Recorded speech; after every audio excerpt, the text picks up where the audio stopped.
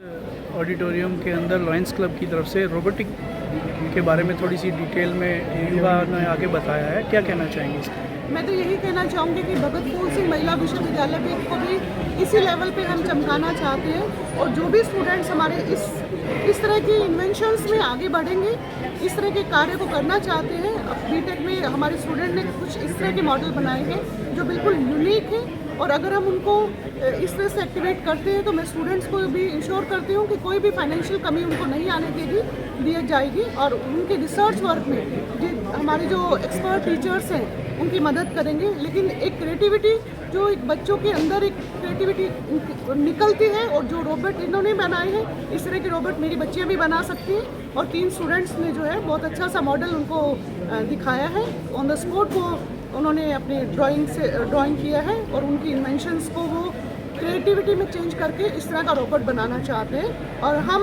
Financially बच्चों को कहीं पे भी कोई कमी नहीं आने देंगे। इस प्रकार की कोई प्रयोगशाला भी यहाँ पर आप? हाँ बिल्कुल, हमारे यहाँ पे बीटेक में और एमटेक के स्टूडेंट्स भी इस तरह के शॉर्ट फॉर्म में जो मॉडल्स जो है वो बनाते आए हैं और जैसे कि आज की इनकी आपने लायंस क्लब ने इतना अच्छा प्रोग्राम किया है तो हमारी बच्चियाँ बहुत उत्साहित हैं और मैं आशा रखती हूँ कि 2 साल के अंदर कुछ इस तरह का भी मेरी बच्चियाँ लेके आएंगी। भविष्य में ऐसे अगर प्रोग्राम यहाँ होते रहे तो क्या उसके लिए भी? जैसा कि मैंने आपसे अभी कहा कि जैसा कि ये आज प्रोग्राम हुआ है, मैं तो यही सोच रही हूँ कि विदिन 1 ईयर हम इस तरह का प्रोग्राम कर पाएंगे और इस तरह की कोई इन्वेंशन लेके आएंगे और आपको भी मैं सबको इन्वाइट करूँगी। मैं अपनी बच्चियों पे मुझे इतना विश्वास है और किसी भी तरह की फाइनेंशियल कमी नहीं आने दी जाएगी और इस तरह के अगर प्रोग्राम आगे भी होते रहे तो ये बच्चों की उनके लिए ज़रूरी है क्योंकि आजकल तो एवरीथिंग जो है वो साइंटिफिक है। हर चीज़ जो है वो इस तरह से इनोवेशन हो रही है कि भी हम किसी भी फील्ड में पीछे नहीं रह सकते और हम बिल्कुल वैदिक में नहीं जा सकते हैं। तो हम जो चेंज जो टाइम के साथ साथ आ रहे हैं उन चेंज को लायंस क्लब भी बहुत अच्छे से दिखाता है और मेरी बच्चियाँ बहुत उत्साहित हैं आज इस प्रोग्राम के बाद और मुझे लगता है कि 1 साल के अंदर अंदर हम इस टाइप का कुछ नया लेते हैं। Thank you ma'am. तो है हमारे लिए, तो हम इनसे तो हम इंस्पायर तो हुए हैं कि हम आगे ट्राई कर सकते हैं और ये आजकल टेक्नोलॉजी में भी है। As the BTech CSC student हम तो ये कहेंगे रोबोटिक्स आगे बहुत स्कोप है रोबोटिक्स में। आपने कुछ सोचा? हाँ, हम सोच रहे हैं कि हम कोई टूल बनाए ऐसे ही। आपके स्कूल इतना बड़ा नहीं लेकिन छोटा जरूर। कॉलेज में टीचर्स ने भी कह दिया है, प्रिंसिपल साहिबा ने भी कह दिया कि मेरी तरफ से जो हेल्प होगी वो आप लोगों को करने के लिए तैयार है। क्या आप हाँ, इस तरह? उनसे हमारी बात हो गई है तो वो कहते हैं हम फाइनेंशियली आपकी पूरी हेल्प करेंगे, टूल्स वगैरह आपको प्रोवाइड करवा देंगे हम। तो हम सोच रहे हैं कि हम भी कुछ आपका बनाएं। ये फर्स्ट ईयर है, सेकेंड ईयर? हम फाइनल ईयर के हैं। क्या नाम? तो ये बच्चे आज की डेट में दुनिया के नंबर 8 टीम है 3,500 टीम में से और हमारे घर में ही हैं बच्चे। अब मुझे इतना पता है कि जब भी मेरे इंडिया में दोस्त बात करते हैं कि यार इंडिया में रोबोटिक्स क्या सुना सबने है पर देखा किसी ने नहीं है, तो बच्चों के मन में आया कि ऐसा क्यों नहीं करते कि इतनी वर्ल्ड टॉप टीम रोबोट को इंडिया ले जाए, जगह जगह शहरों में लेके जाए, जगह जगह स्कूलों में लेके जाए और एक ही बात बताए कि जब हमने बनाया है बिना अडल्ट के गैराज में बैठ के तो तुम भी बना सकते हो, पहली बात। और दूसरा, हम तुम्हारी हेल्प भी करेंगे। हम हर हफ्ते 2 हफ्ते मीटिंग करेंगे जिसमें तुम आओ, हमसे पूछो, सीखो, हम तुम्हें बताएंगे कैसे बनाना है। तो हमारा मिशन है इंस्पायर रोबोटिक्स इन इंडिया। तो आपके ये बच्चों ने किस देश में रह के ये बनाया है और कैसे उनको इसकी तरफ जो है रुझान लगा? तो उन्होंने ये पूरा, हम लोग कैलिफोर्निया में रहते हैं तो कैलिफोर्निया में ही इन्होंने हमेशा रहे हैं, बच्चे वहीं बड़े हुए हैं, वहीं रोबोटिक्स बनाया। उनका इंटरेस्ट कैसे आया? थोड़ा सा तो आसपास जब लोग कंप्यूटर्स कर रहे होते हैं, रोबोटिक्स कर रहे होते हैं तो थोड़ा सा पता चलता है, एक्सपोजर है। उनका भी जो सेम मिशन है कि भाई यहाँ पे आके आप बता रहे हैं कि रोबोटिक्स हम बना रहे हैं, तुम भी बना सकते हो। ऐसे ही इनको किसी ने वहाँ इंस्पायर किया होगा, तो exposure help and they have done this in California. आप इंडिया में बिलोंग कहाँ से करते हैं? मैं गाज़ियाबाद से हूँ। और यहाँ से आप वहाँ कैसे गए? तो मैंने यहाँ पर तो गाज़ियाबाद में ही मैं हमेशा स्कूलिंग करी है और उसके बाद फिर मैं आईआईटी में सेलेक्ट हो गया था, तो आईआईटी कानपुर में मैंने कंप्यूटर साइंस किया था और फिर उसके बाद मैं माइक्रोसॉफ्ट यूएस में जॉब पे चला गया था। तो मैं पिछले 24-25 साल से यूएस में हूँ एंड इन बच्चों की मदर आश्रय की मदर मॉम शी वो पानीपत से हैं, सो दैट्स वाई इस सर्कल को भी वो जानती हैं, सोनीपत के सर्कल को। तो उन्होंने ही हमें बताया कि ऐसा कुछ हम कर सकते हैं यहाँ पर भी। तो आपके भी दिल में आया कि मेरे देश के बच्चे भी जो है इसकी तरफ रुझान लें और अच्छे अच्छे जो है रोबोटिक बना के वो वर्ल्ड के अंदर जैसे आज नाम हो रहा है और ज़्यादा नाम करें। बिल्कुल, मतलब हमारे देश में हम भी तो यहीं के हैं। हम भी अगर कहीं जा पहुँचे हैं तो यहीं से निकल के पहुँचे हैं, यानी कि स्मार्ट लोग तो बहुत हैं। उनको बस एक्सपोजर मिल जाए, गाइडेंस मिल जाए तो कुछ भी कर सकते हैं। और हमारा मकसद यही है, इंडिया में आज की डेट में 2 या 3 टीमें रोबोटिक्स की इस टूर्नामेंट में, ये 1000 भी हो सकती हैं, बस वो मोटिवेट करना है। क्या कहना चाहेंगे यहाँ के पेरेंट्स के लिए कि वो बच्चों के ऊपर अपनी कई बार पढ़ाई का एक मुद्दा थोप देते हैं कि नहीं इंजीनियर बनना है या डॉक्टर बनना है, बच्चा किसी और लाइन में जाना चाहता है, उसके लिए आप क्या कहना चाहेंगे? तो 2 नज़रिए हैं पेरेंट्स को। पेरेंट गलत नहीं सोचते, पेरेंट्स सही चाहते हैं और सही करवाना चाहते हैं बच्चे के लिए। बस ये है कि वो अक्सर सेफ़र ऑप्शन सोचते हैं कि इतना तो करो ही, बाकी बच्चे के ऊपर होता है कि वो उससे कितना आगे जाएगा। तो पेरेंट्स सही रास्ते में पुश करो, बट उनको अपनी इतनी फ्रीडम दो बच्चों को कि वो उस रास्ते से आगे बढ़ने की खुद की इच्छा रख सकें, या एक दूसरा रास्ते में उससे भी ज़्यादा पागलपने से काम करने की इच्छा रख सकें। दोनों केस में पेरेंट को सपोर्ट करना चाहिए। सर, आपका गुड नेम क्या है और अभी हाल फिलहाल आप कहाँ से हैं? मेरा नाम मुकुल गुप्ता है और मैं इस वक्त पोलो अल्टो कैलिफोर्निया यूएस से आया हूँ और वहीं पे मैं आजकल जॉब करता हूँ कंप्यूटर साइंस इंडस्ट्री में। और दोनों बच्चे जो अपने इंडिया की टीम को 8वें स्थान पर लेके आए, इनके क्या नाम? मेरे बेटे का नाम आश्रय गुप्ता है, वो अब 11th ग्रेड ख़त्म करके 12th ग्रेड में जाएगा। और उसका जो फ्रेंड है रोहित शेषाद्री, वो उसका क्लासमेट है। तो सर, टोटल एक्सपेंस कितना आया इसके ऊपर और कितने दिनों के अंदर इन्होंने इसको बना के तैयार किया? तो ये रोबोट इन्होंने तकरीबन 6 हफ्ते के अंदर बनाया है पूरा। इनको पहले दिन सिर्फ ये बताया था कि क्या प्रॉब्लम सॉल्व करनी है, उसके बाद उसका डिज़ाइन करना, उसका हार्डवेयर बिल्ड करना, उसको कट करना, उसमें इलेक्ट्रॉनिक्स, उसका सॉफ्टवेयर बनाना, उसको सही करना, ये सारा इन्होंने 6 हफ्ते के अंदर करा है। इसकी कॉस्ट तो रोबोट बहुत रेंज में बन सकता है। यूएस में एक टीम है, 1-2 टीम है जो ऐसा करती हैं कि वो एक बहुत सिंपल सा डिज़ाइन, जैसे चैलेंज अनाउंस होता है, टूर्नामेंट अनाउंस होता है, वो फटाफट एक सिंपल सा डिज़ाइन पब्लिश कर देती हैं। ये डिज़ाइन लोग, मेरे को लगता है 1 लाख रुपए टाइप में बना सकते हैं। पर वो 1 लाख इसलिए बोल रहा हूँ क्योंकि वो यूएस के पार्ट यूज़ कर रही हैं। अब आप उसी चीज़ को इंडिया के पार्ट से यूज़ करके बना सकते हो। अब जैसे हम एक बैटरी यूज़ करते हैं, वो बैटरी यूएस में करीब 10,000 रुपये की आती है, वो बैटरी इंडिया में 2,500 की आती है। तो फ़र्क बहुत है। उनके हिसाब से 1 लाख में बन सकता है सिंपल रोबोट, आपके हिसाब से उससे कम में बन सकता है काफ़ी। बट यहाँ एक इच्छा होनी चाहिए। इच्छा, हाँ, बिना इच्छा कुछ नहीं है, पर उस इच्छा को भी फैलाने के लिए मुझे लगता है जागरूकता, अवेयरनेस की बहुत ज़रूरत है।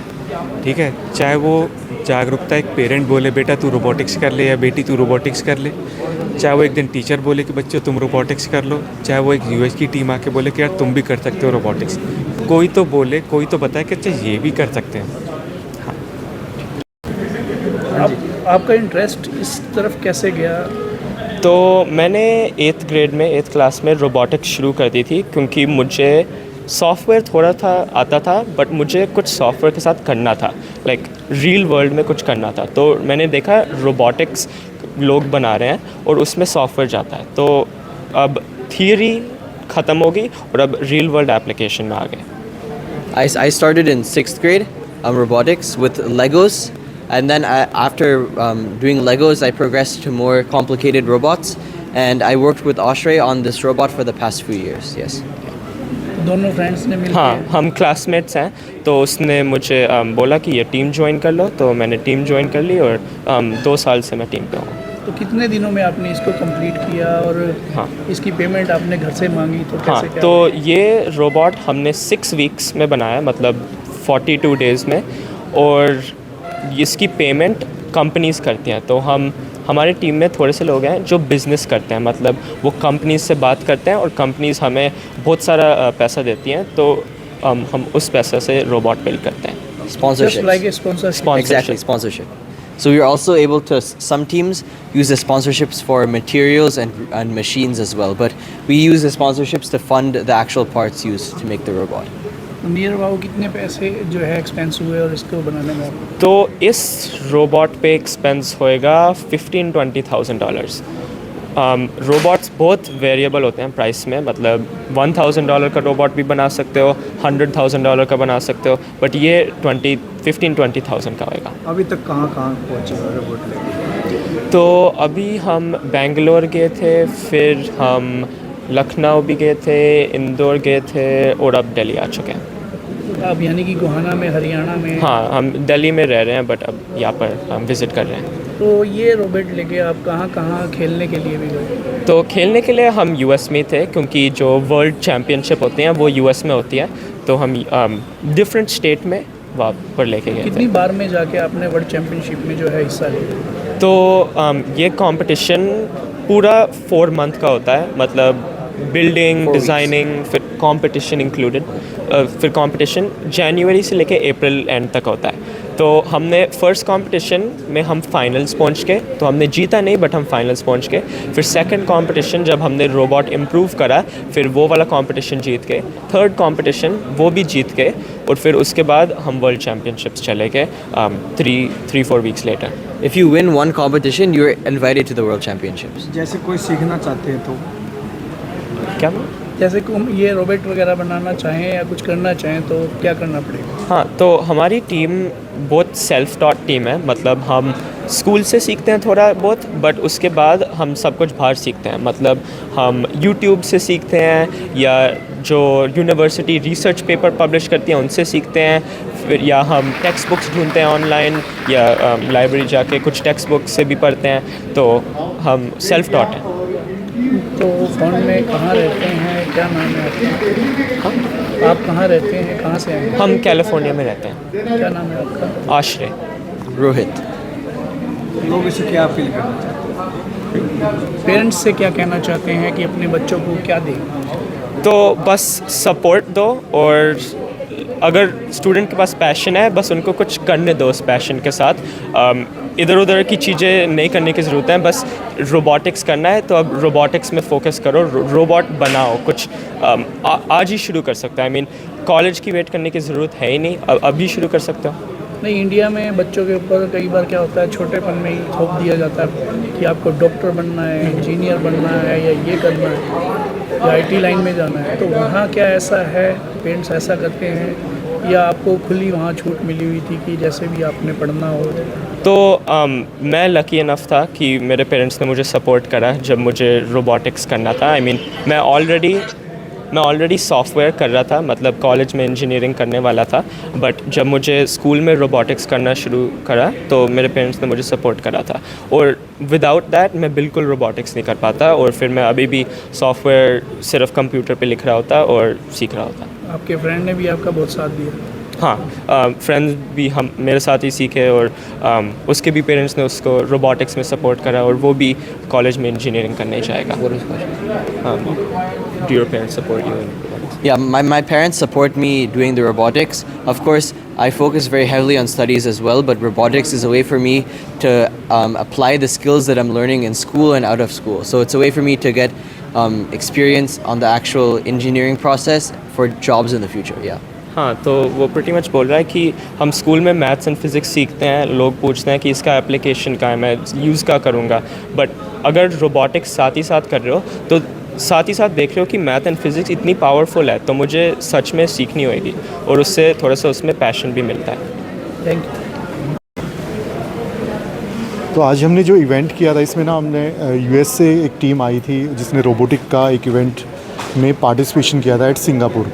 तो 13th उनका रैंक आया हुआ था। उन लोगों को हमने आज यहाँ पे बुलाया था और यहाँ बुलाने का मेन मकसद हमारा यही था कि जो एक वर्ल्ड लेवल पे जो चीज़ें हो रही हैं एजुकेशन लाइन में, किसी भी जैसे यहाँ पे रोबोटिक का है, तो हमारा मकसद कि ब्रॉडर व्यू में देखें तो जो कुछ ऑल ओवर इंडिया वर्ल्ड में हो रहा है उसका थोड़ा सा ब्रीफ हम यहाँ पे दिखा पाएँ इसमें, कि एजुकेशन लाइन का ये लेवल पे हो रहा है कि ये बच्चे 11th क्लास के हैं और 11th क्लास के जो बच्चे हैं वो वहाँ पे इस तरह के सब्जेक्ट्स पढ़ रहे हैं, तो हमारी एजुकेशन जो लाइन है कितना उसमें मॉडिफिकेशन की ज़रूरत है या हो रहा है धीरे धीरे वो मॉडिफिकेशन जो चेंज आ रहा है उस सब के बारे में बताने के, क्योंकि अभी पीछे NPE का जो मुद्दा चल रहा है हमारे यहाँ पे, नई एजुकेशन पॉलिसी आ रही है उसमें रोबोटिक जो सब्जेक्ट शामिल किया गया, तो हमारे यहाँ पे अभी शामिल किया है, जबकि ये बच्चे 6th-7th क्लास से रोबोटिक पढ़ते आ रहे हैं। तो इस तरह के नीवली जो सब्जेक्ट्स हमारी एजुकेशन में हो रहे हैं कि एजुकेशन पूरे की पूरे मॉडिफिकेशन जो हो रहा है उसके बारे में थोड़ा सा एक स्पार्क देने के लिए लोगों को, एक यूनिवर्सिटी के जो स्टूडेंट्स हैं उनको हमने आज ये लॉयंस क्लब की तरफ से किया था, क्योंकि लॉयंस क्लब सोशल जो कार्य करता है, तो ये भी एक सोशल कार्य ही है कि एक पब्लिक अवेयरनेस करना इन सब के बारे में करते हैं।